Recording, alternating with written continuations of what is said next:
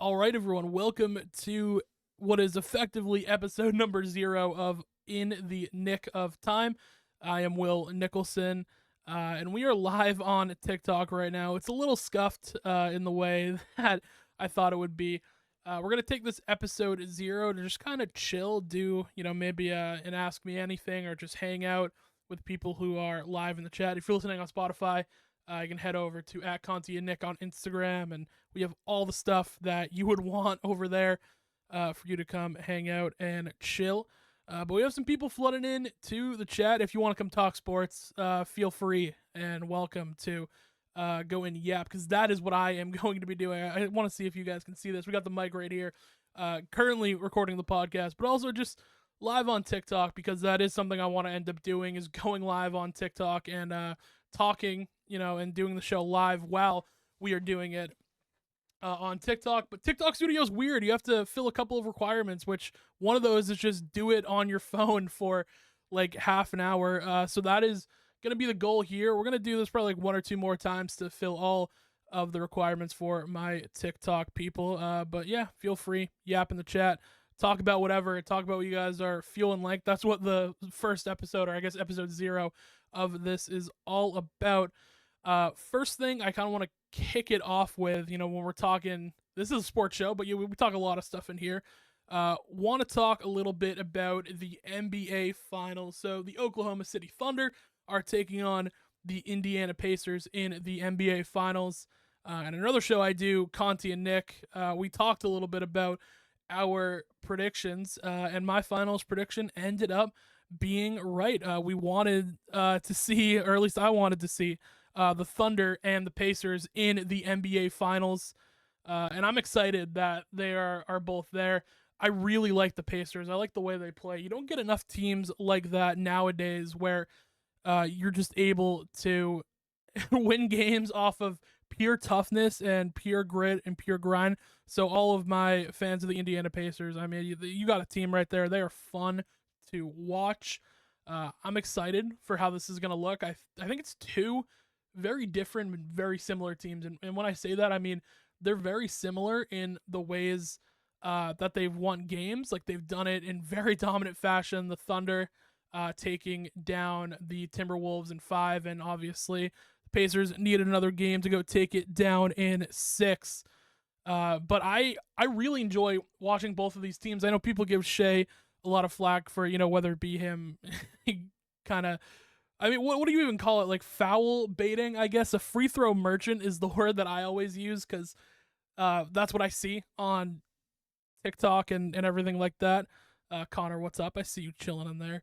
But yeah, that's what I always end up seeing. People saying Shea is a free throw merchant, and I think his play style plays into that a little bit, of him being a foul baiter, you could say. His play style is a lot of him trying to draw calls like that. But it's a part of the game. It's part of what he's doing. So I can't, he's getting the calls, right? So you can complain up to the heavens about how upset you are that he's getting these foul calls and his play style is boring. He's getting the call. So that's a whole another conversation in the with the NBA. But the Thunder, overall, I like the Thunder as a team. I think all those young teams who are able to just kind of be up and coming, and they're very young, those are entertaining teams to watch. So I'm a big OKC guy. I'm a big Thunder guy. I'm excited to see the potential for them to go out and get their first ring. So that would be huge. But on the other side, though, the Indiana Pacers, also a team that I am quite fond of, quite a fan of. No one really thought that the Pacers were going to be this good. And this is coming from a Celtics fan, right? I had always admired the Pacers and how hard that they were able to play. Because it's tough, man. It is really tough to win in the NBA, especially when you're the underdog in every single series they went in, right?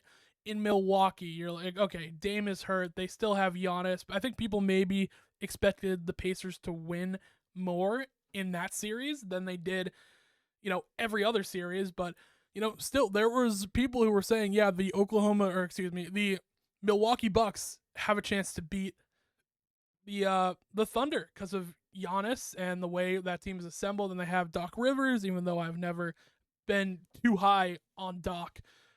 This is what people were talking about. They really thought that the Pacers were overrated. And as a Celtics fan, even though we swept them last year in the Eastern Conference Finals, they were tough games. Like, especially when Tyrese Halliburton was healthy.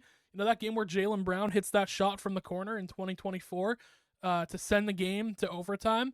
Like, you really, really have to play your best basketball when you're playing against the Indiana Pacers. It's just a fact. You have to be able to play defense for all 48 minutes. You can't go in scoring droughts, which is what we saw this year from the New York Knicks, right? They get in that scoring drought and they allow the Pacers to come back in game one. In that fourth quarter, a 20-point deficit is erased. And obviously, Aaron Nesmith comes in and hits some huge 3-pointers that there's no real way you can go out and defend that. But still, it's a hard, hard team to play because you have to play them on both ends defensively. You have to be able to score the ball. And I'm just a big Pacers fan. I mean, I can sit here all day and talk about how much I just love the Indiana Pacers. I love the way they're assembled. Just a whole bunch of lengthy defenders who can knock down the three. And I believe they play the game the right way. So I'm a big Pacers fan. We'll get back on track here. So Milwaukee, they end up going and beating Milwaukee. And then they're able to go into the second round against the Cavaliers, the number 1 seed, a seed that everyone thought and a team that everyone thought were going to be too much for the Pacers. Donovan Mitchell was going to be too much. Darius Garland was going to be too much. And, give the Cavs a little bit of slack here. Garland got hurt, right? That was a part of it. Garland got hurt, but still those first 2 games in Cleveland, they were able to take it home. They were able to win the first 2 on the road on Cleveland's floor and be able to gain that lead against them, right? Like, it's so hard to kind of predict how these teams are going to play, but you could always see the upside with the Indiana Pacers. You were always able to see Tyrese Halliburton was able to command the floor. And, by the way, quick Halliburton rant. I don't know who voted on that article by The Athletic that voted him the most overrated player in the league. I know it's probably a smaller portion than we all think of the people voting. Probably under 30% of people who are, or the full affiliation of the NBA. It was with players and coaches and executives and blah, blah, blah. But Tyrese Halliburton, man, did he shut people up going into this playoff series. Just big game after big game, commanding a team that people didn't really know was that good or didn't think have the talent to get to the next level. And we saw that in Cleveland, right? He's going head to head with Donovan Mitchell, who is playing out of his mind, but it still is not enough to take down the Pacers because you have to guard them for so long. Like, you have to be able to guard the Pacers because they will play tough. They're going to get offensive rebounds. Miles Turner has been insane down low, and his ability to stretch out to the three is obviously incredibly valuable. But when you have a guy like that, it's so hard to play that team. And then you have other pieces coming off the bench, and you have to guard them. And then you've got Benedict Mathurin, who's able to come in and give you a bucket when you need. I know he's been hurt, but still, you got Nembhard, who you got to guard, another good defender. And that's where Cleveland fell apart. I think having to be able to score on a team like the Pacers, who were going to play you very hard defensively the entire game, and then having to go back on the other end and deal with all their switching, and Tyrese Halliburton is, running the offense. It's running through him, and he's not afraid to pass, find his teammates, and get them open. It's hard. Like, they are a hard team to beat. And you even see New York, a healthy New York Knicks team, where you have Karl Anthony Towns, Mitchell Robinson, and then still Miles Turner still able to step up to the plate and be one of the best big men on the floor. I think Cat played really well. He had a couple of games where he played out of his mind, but still, you can just see the impact of the defense of that team. Brunson was never really able to go for a huge Jalen Brunson game, right, where you're expecting 30 and 40, and he had a couple of games like that where he played very, very well, but nothing was ever consistent. He was in hell trying to bring it up the court when you have Nembhard and Halliburton switching on to you. It's tough, and I feel for him. I do, because that is, you're getting locked up on both ends. Very, very hard to deal with. But still, you get to this point, both teams make the finals. They're able to take down the Knicks in 6 for the side of the Pacers, and the Thunder, who'd they go through? They went through, I forget their first round matchup, but it was quick. You beat the Timberwolves, and then the Nuggets. I'm blanking right now on who that first round matchup was, but still, nothing was ever close for the Thunder. Well, besides that Nuggets series, actually, that ended up being a very close one. Am I getting this wrong? I need to go through. I'm like blanking on the Thunder's path to the playoffs. I feel like, who did they play? I'm looking it up right now. Okay, so Timberwolves, yeah, they took down the Timberwolves. Who did they play? Okay, it was the Grizzlies in the first round. It was the Nuggets. I don't know why I thought that that was like I thought that I got the wrong year, but I panicked for a second and thought that I had the wrong year going. So it was the Grizzlies in the first round. They swept them. That wasn't even close. Their last game, their game 4, was a little tight, but other than that, it wasn't even close. Nuggets one goes to 7 and really tested the ability of this team to play in long series. And then they go on and they take on the Timberwolves and they beat them in 5. Right, that one game 4 where, or excuse me, what game did Minnesota win? Game 3 where Minnesota blew them out by like 42 points. That's insane. That's not going to happen every single time. It happens in the playoffs though. We saw it last year in the final, the Mavericks taking down the Celtics in a crazy blowout fashion. But still, both of these teams have kind of been battle tested when you get to the finals. You have the Thunder, who have been in close games, in close series versus the Nuggets, but also have blown out teams in the Western Conference like the Timberwolves, have gotten blown out the ability to bounce back. And then you have teams like the Pacers, who they're just not expected to win any of these games really from the beginning. You go all the way back to when they played Milwaukee. They end up beating them in 4, but still, a lot of people are saying Milwaukee just out talents them, right? And they got Doc Rivers, blah blah, all that. Tyrese Halliburton's overrated, all of that stuff, right? All of the garbage is all that we heard about how the Pacers were gonna look. Then you get into the Cleveland series, you're like, oh okay, it's Cleveland. They have Donovan Mitchell. They got Darius Garland. They got all these great pieces around. Evan Mobley is the defensive player of the year. Jared Allen is there at center as well. It still was not enough. And Tyrese Halliburton plays well. He goes toe to toe with Donovan Mitchell, who also played well. But again, the Pacers are built in such a unique way that we haven't seen in a long time because they're not top heavy, right? It's not like even that Celtics team you could argue was top heavy when they had depth, right? They had Jason Tatum, Jaylen Brown, all these Porzingis, all these pieces, Holiday, and then they had a good bench to go and back that up. And I'm talking to the Celtics a lot because I am a Celtics guy. But you go and you look at this Pacers team, they're not so top heavy that if one player plays well, they're automatically going to win, or if they don't play well, they're going to lose, right? Like Tyrese Halliburton doesn't have to drop like 30 points a game for them to win because they have Siakam, right? But when Tyrese drops a lot and has a massive game, they do win. And you have all these pieces built around the ability of this facilitation of Tyrese Halliburton, right? You've got Nembhard, who we were talking on Conti and Nick, has really become like a true 2 guard for them, right? Like he has become the guy when it comes to just playing that 2 role. I wouldn't say he's a volume scorer, but when he gets the ball, he's not afraid to go to work. And then he's just playing defense aggressively on the other end. So hard to deal with. Such a hard player to have to guard and be guarded by for so long into a game, which I know we've said a lot here already. But again, there's not a lot of guys like that in the league right now.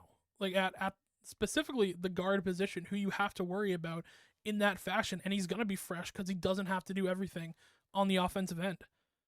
You got Nembhard there, Siakam, who's always good for a bucket. Miles Turner, you have to guard from the 3-point line to the dunker spot because he's such a valuable piece, being able to stretch the floor. And I'm missing like Obi Toppin, I guess. Obi Toppin has been huge for them. Aaron Nesmith, obviously hitting those threes in game 1 of the Eastern Conference Finals. But still, it's it's a tough team. I don't think I can iterate how much I am a fan of this Pacers team, and that's why they are my pick to win the NBA Finals. I think that when it comes to the Thunder, they're built well and they're young and all of that. But from what I've seen over the playoffs, give me the Indiana Pacers. And it might be controversial, it might, but still, I I'm going off what I've seen, and what I've seen is the Pacers have been doubted in every single series they went to. It was like Milwaukee in 6 in the Milwaukee series. It was Cleveland in like 5 or 6 early in that series. And then the Knicks, even so when they were down 2-0, it's like, oh, it's Knicks in 7. It's Knicks in 6.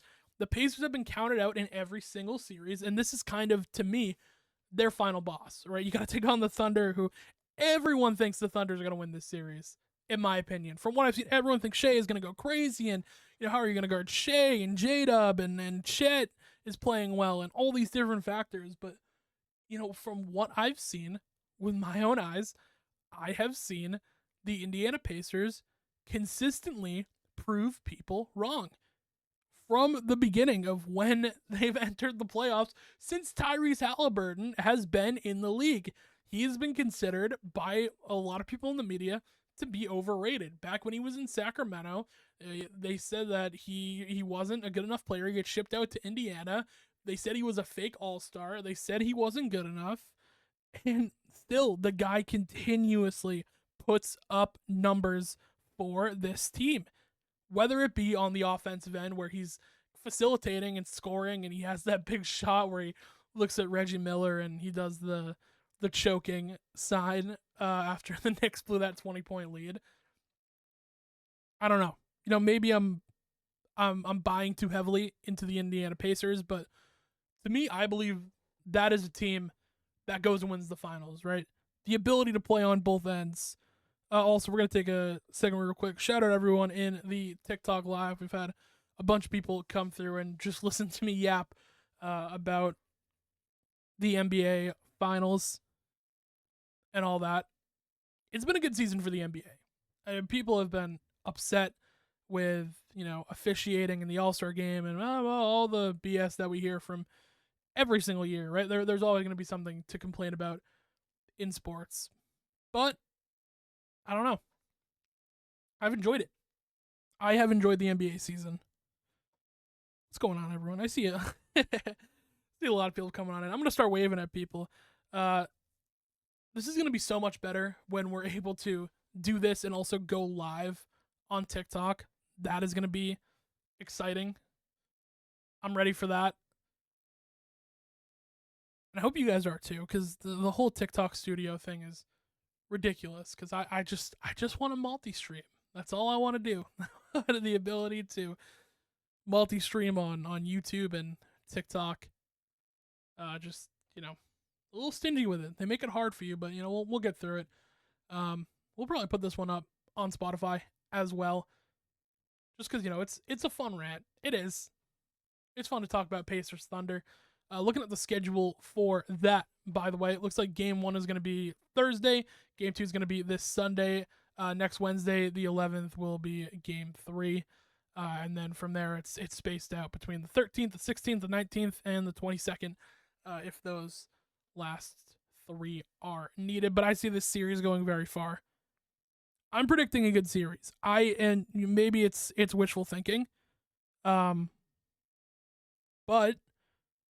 I'm excited. I'm excited to see both of these teams, because I'll bring it back to what I said at the beginning. They're so different, right? Like, both these teams are so different, but similar in the ways that they have won. I feel like Indiana has for sure been in more close games, like, consistently, because the Thunder, they had that series versus the Nuggets where they really got tested. Jokic is the best player in the world, in my opinion, and it's hard to play against a guy like that, especially throughout a 7-game series, even when, other people aren't playing as well and Michael Porter Jr. isn't playing to the standard that you would like.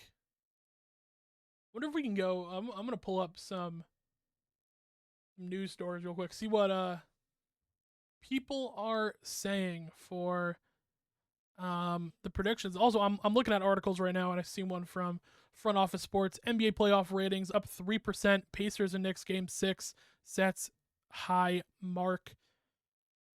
And it's controversial maybe, but I like when the big markets are good, right? And maybe that's not even Indiana, but I think Indiana is such a basketball area that I get it. Right? Like I like when they're good. I like when the Lakers are good. I like when the Knicks are good, and all those bigger market teams. But we got a little change up, and I think that's exciting to people because you need parity in the league. Two smaller ish market teams. Thunder. Obviously, are Thunder even considered a small market at this point? Because yeah, I know they're in Oklahoma City, but they've always been good. I feel like since they took over the Sonics in like '08, the Thunder have always been a good team in my opinion. Like and maybe even not in my opinion. Like when you look at, I'm just going off the dome here. Those OKC years, they get to the finals in 2012. Durant wins MVP in like what 14 or something, 2014 or 13, whatever year the gap it was with LeBron. And then to 2016, they go up 3-1 on the Warriors in the Western Conference Finals, end up blowing that, and then Durant leaves. But they were good for like those 8 years. Like they were a good team going all the way into the Russ years, and even the Chris Paul years when you thought they were rebuilding and they had like young Shea and like Lou Dort at the start at power forward, you still like respected the Thunder as a team. So small market, I don't know. I feel like there were a lot of Thunder fans up there. There's a lot of people that love Russ who aren't just in Oklahoma City. There's a lot of people who love Shea who aren't in Oklahoma City. Let me know, because I don't even know if they're considered a small market. I think Indiana would be considered a small market still, because the big markets you think like, okay, the Lakers, the Celtics, the Knicks, the Heat are a big market team. I don't think you would consider Orlando, but you have the appeal of maybe the weather down there in Florida. I'm like, who else are like these huge market teams? Like Golden State, I guess, is a big market. I don't know, but it's a good change up, in my opinion. How you have quote unquote small market teams in the finals. We're talking about the ratings being up right now for all my people coming in. The ratings are up for the NBA, at least for the Eastern Conference Finals. Game 6 was up 3%. And we're just yapping about the NBA in general. I know my Spotify people are like, who are you talking to? It's just been you yapping here. But I am hopeful for the NBA. And I want to get into WNBA stuff. People 5'3" and under are dumb. Thank you, Mr. Gino Conti, who has talked to Russell Small. Shout out to Gino Conti from Conti and Nich. Gino, while you're here in the chat, we're talking about, do you consider the Oklahoma City Thunder a small market at this point? Because, obviously Oklahoma isn't the biggest market, but I feel like ever since they've moved on from being the Seattle Supersonics, like they've been good and a team that people respected and people love Russ. Absolutely. So they are a small market team. Small market team, big market players. Yeah, that's fair. That's fair to say. But like when I think of my small markets, I'm thinking of like the Pistons. The Pistons are in Detroit, but like they haven't been good, so maybe not the Pistons. But like the Wizards, I think, are the definition of a small market team. Because obviously they're not good. They're in a city that I feel like doesn't super care about hoops. Their market's down, everything like that. But Oklahoma City, yeah, they got the big players and they're the small-ish market. But at that point, what is considered a small market, right? I think a market is whether or not the team is successful. Yeah, I agree with you there. I do. And OKC has always been a team who has been successful. We were talking about this. I don't know if you were in here, but think about when they moved back in 08 and then they've got, you know, those Westbrook and Durant teams make the finals in 12 all the way up to, those Westbrook years as MVP. And then you go even further, those Chris Paul teams, they weren't anything crazy, but they were playoff teams and you had to play them well and respect them. And now you have these Shea teams with a young core. I don't know. No, I'm saying the market is what no matter what. That's fair. Okay, so OKC, small market, sure. It's hard to lure people in to OKC. Yes, if they weren't good, it would be impossible, right? Like, or even if a team like the Lakers isn't necessarily good. Like Brooke Lopez still went there for a ton of money. Lakers were always relevant after Kobe left. That's true. Yeah. No, that's fair. Fair point. I've gone off track with all of this big market, small market stuff. But to summarize this, and I blame Gino Conti for it. No, I'm kidding. Love Gino. By the way, go follow Ginormous with him. It'll be on the same Spotify, but it's at Conti and Nich on Instagram. That's a good show. If you're into wrestling and WWE, that is where you should go to find all of that news and talk.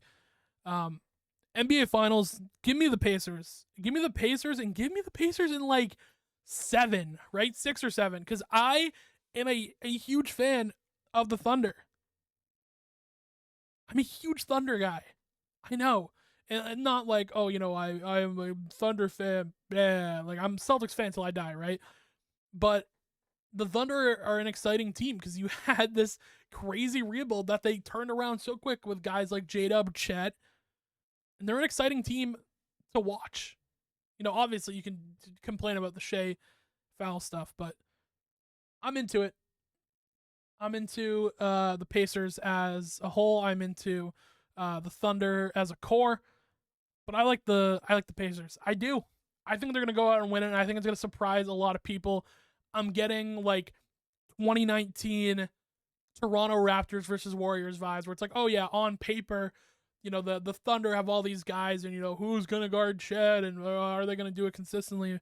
And it's only Tyrese Halliburton, and then you kind of have to worry about Siakam, which just popped in my head. Siakam was on that 2019 team too, but I have faith in that team. I do. I think they're going to surprise a lot of people, as they've been surprising people throughout the playoffs. I'm excited. The NBA is in a great place right now, in my opinion. I know the 3-pointer is turning people off a little bit, and I think there's ways to fix that. There are certain rules that maybe you could implement or have the refs kind of change their philosophy on things. But there's so many good young players in the league right now. I don't understand how people are so upset with the league. We're scoring the most efficiently we've ever seen. You're seeing crazy numbers being put up in an efficient way. Like there's still a couple of shot chucking players out there who just like throw up the first thing that they see and the first open look that they get. But there's so much good young talent in the league. I'm excited to see how everyone develops.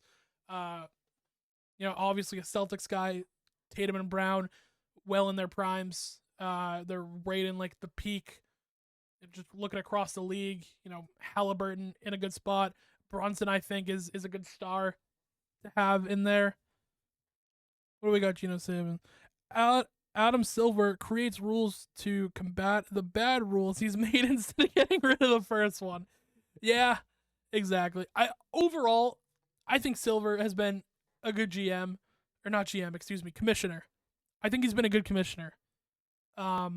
He's definitely made some bad rules along the way, and I think it's made the game more boring. But also, I'm not a fan of like old hoops, quote unquote, where everything is towards the basket. I think that's not better than people shooting threes. I think the 3-ball is ridiculous, and I don't like to give Colin Cowherd a ton of credit, because I think he just goes up there and he kind of yaps about whatever, and he does it for clicks, whatever. Good guy, I'm sure. Great voice, great personality.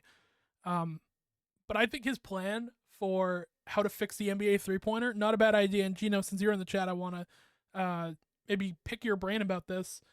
You have the 3-point line just arc out to the wing and go out of bounds. So there's no more corner threes. So the spacing in the corners now becomes like all long twos, or you have to put someone in the dunker position. So there's no more corner threes. The 3-pointer is just like top of the key and the arc to the wing. Corner threes are gone. So you have like this unique thing where people who can't necessarily shoot, you can still put them in the dunker spot. I think maybe that's a cool way to fix it. It's not a terrible idea. I mean, the NBA has been innovative before. I don't see how this would be any different to eliminate the corner three, because a lot of the threes are coming from spacing. No, like everything is spaced out, and you have all these corner threes. Obviously, the step back threes I think are always going to be a thing now, because dudes are just too good at being able to hit that shot. But I don't know. I think taking the corner out would be a good idea. Also, the take foul while up 2 or up 3, excuse me, to send the other team to the line. I think that's ridiculous. It's a dumb rule, and I'm not a fan. It just makes boring basketball. Like I'm blanking on whatever game it was, but you know, it was some team, and we've seen it a ton, and I'm sure that everyone knows exactly what I'm talking about, but fouling while up 3 to send the other team to the line, they shoot 2 free throws, they're still down 1, and they have to foul. I think it's bad basketball. It's not fun. Never been a fan of that rule. Looks like we got Gino saying the league has an issue where shooting threes is almost necessary of every player. Once Curry retires, it's gonna go back a little bit. I don't know though. I don't know if it's necessarily a Steph, because obviously yes, Curry did change the game and kind of reinvent the way we think about the 3-ball, but there are still like 3-point specialists, heavy guards out there. Almost every guard nowadays, and maybe it changes when Curry retires. But again, I'm not a fan of like super high volume threes necessarily. I'm a fan of good hoops, you know? Hands up, you got me. I'm a fan of entertaining games, and if someone is, you know, shooting from 3 and they cannot miss, why not shoot, right? Like the Tatum games where he goes for like 40, 50 and he hits like 7, 8 3-pointers. It's like, yeah, he's on fire, and then he's getting to the rim. I don't know. I think the strategy of taking out the corner 3 and then you have like a dunker position, kind of like what we've used to seeing, but now all those guys stretch out to the 3, and it's more likely that you're shooting a 3 than cutting baseline to get a dunk. I don't know. I like that hoop better. I do. I like that hoops. I like seeing that more. I like seeing that dunker spot more, and I think that's a way to fix it. Overall, I think the NBA is in a better spot. Ratings are down. I think with Flag coming into the league and Wemby and all these other young guys, it's in a good spot. The NBA is in a good spot, and I am excited to kind of wrap everything up. Give me the Pacers. We'll say in 7. Pacers in 7 in the NBA Finals. And I've already gone over from what I was looking at. I was going to do this for about half an hour just to get my TikTok studio stuff going, because we couldn't go live on YouTube yet. So this was like episode 0 where we just kind of yapped about whatever, talked to some people in the chat. It's only going to get better as we do this, so make sure you go and follow us on Instagram, all that stuff. I don't like that 2/3 of the league competes for the playoffs. That's a terrible rule too. That's a whole nother thing. The play-in tournament is stupid. It was cool for COVID. You know, me and Gino have talked about this 1,000 times. Cool for COVID. Bad idea. Moving into the future. I don't like how they've kept it. But again, a whole another conversation that we can get into later in later episodes. So I want to thank all of you on the Spotify side for listening. I want to thank everyone in the TikTok chat as well. Had a couple people come through. That was dope. Yeah, we're gonna continue to do this. Episode 0, kind of just an experiment, because really I was just going live on TikTok, and then I thought I would record myself talking into the mic and talk a little bit about what this show was going to be, and then we yapped about the NBA Finals for about half an hour. So I had a good time. This was fun. Thank you for listening. Make sure that you follow us on Spotify, Apple Podcasts, Instagram, wherever you like to consume your content. We're probably there. And I will see you guys next time. Peace.